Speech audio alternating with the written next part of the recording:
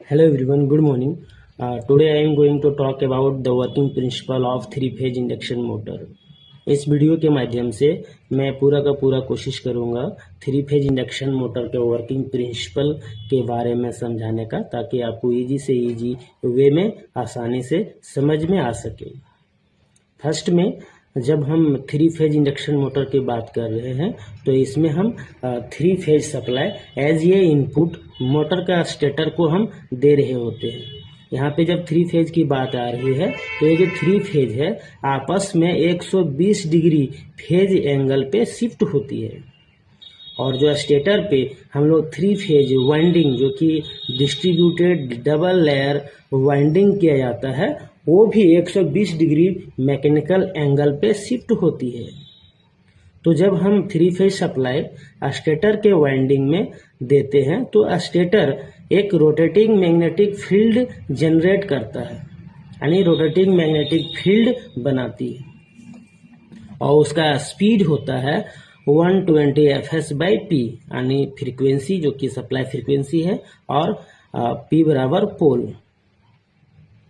तो जब ये रोटेटिंग मैग्नेटिक फील्ड बनाती है, और यह जो रोटेटिंग मैग्नेटिक फील्ड है रोटर के कंडक्टर को कट करती है, और फैराडे लॉ से उस रोटर पे ईएमएफ प्रोड्यूस होता है, क्योंकि रोटर का जितना भी कंडक्टर है वो आपस में शॉर्ट होने के कारण एक क्लोज लूप सिस्टम बनता है।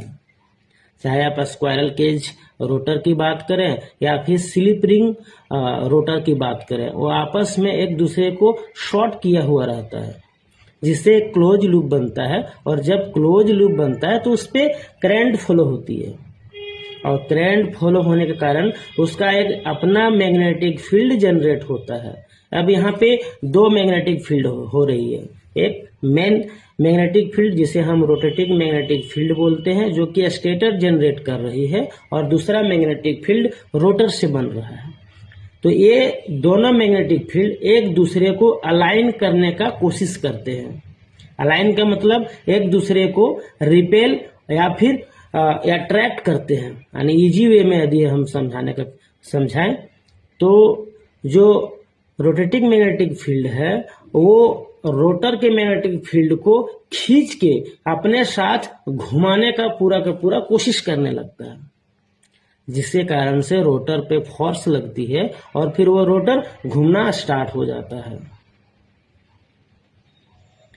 यहाँ पे रोटर का जो स्पीड है वो कभी भी सिंक्रोनस स्पीड पे नहीं पहुंच पाता, क्योंकि यदि रोटर का स्पीड सिंक्रोनस स्पीड के इक्वल हो जाता है तो फिर क्या होगा, तो वो जो रोटेटिंग मैग्नेटिक फील्ड है वो रोटर के कंडक्टर पे कट नहीं करेगा। कट नहीं करने के कारण उस पर ईएमएफ नहीं प्रोड्यूस होगा, और यदि ईएमएफ प्रोड्यूस नहीं हो रहा है तो उस पर करंट फ्लो नहीं होगा, और ना करंट फ्लो होगा तो उस पर मैग्नेटिक फील्ड नहीं बनेगा।